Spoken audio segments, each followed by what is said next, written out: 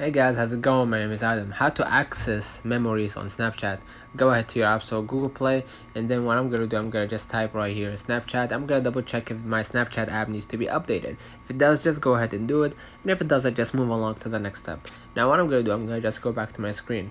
Go ahead to your browser. Now if you want to access your memories, you're gonna be able to swipe up your camera screen to go to memories in the front of the Snapchat app, and basically tap the search at the top and then suggest a category or type of search on your own, and then swipe down to exit. So if you want to log in, or if you are a new user and you want to log into your Snapchat memories, open Snapchat, tap the two rectangles icon or swipe up, type the search bar and enter a category, date or keyword, and tap memory to view it. So basically if you want to set it up, you're gonna be able to enter your passcode for the memories, and you're gonna be able to access it.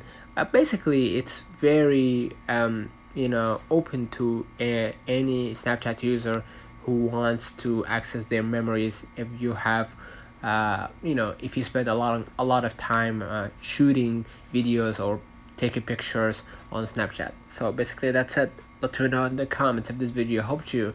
Don't forget to like and subscribe, and don't forget to follow us on social media.